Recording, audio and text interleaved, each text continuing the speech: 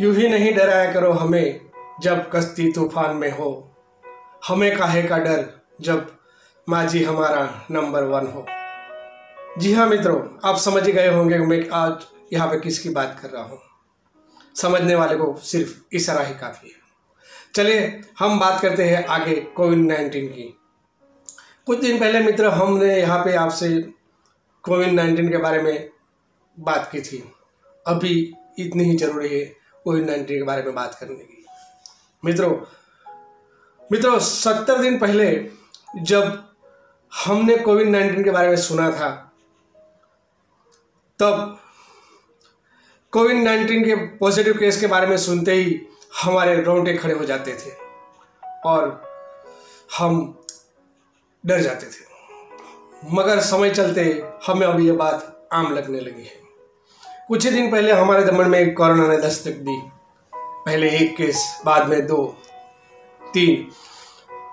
इस हिसाब से अब आज की तारीख में हमारे यहाँ दमन में करीबन 11 केस दर्ज हुए हैं। बीते दिन में एक साथ 2 और 3 मिला के कुल 11 केस पॉजिटिव दर्ज दमन में अब तक हुए हैं। दमन प्रशासन सतर्क है। वो अपने स्टाफ के साथ पल पल की खबरें रख रहे हैं। दमन प्रशासन ने पूरी तैयारी के स्वरूप में बड़े दमन में एक हाई राइज बिल्डिंग को क्वारंटाइन सेंटर बनाया है।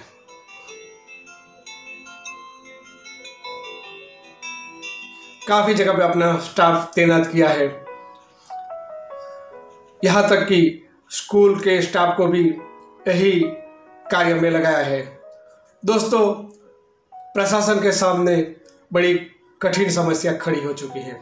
एक और जनता की देखभाल करनी और दूसरी ओर अर्थतंत्र को टकाए रखना। एक और कोरोना का कहर और दूसरी ओर स्थानिक इंडस्ट्रियों की हालत भी खराब होती जा रही है।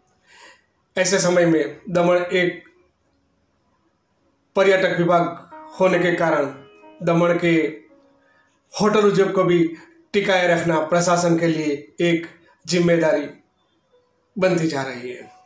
ऐसी विकट परिस्थिति में हमारे होनहार प्रशासक श्री प्रफुल्ल भाई पटेल ने होटल उद्योग को खड़ा करने के लिए कोविड-19 के सामने ब्रह्मास्त्र उठाया है। अपनी कड़ी निगरानी में दमन के होटल उद्योगों को वापस जीवंत करने के लिए कुछ जरूरी परंतु कड़े नियम के साथ होटल रेस्टोरेंट खोलने की मंजूरी देने की बात सामने आई है, जिससे चलते दमन के होटल उद्योग वापस श्वास ले सके।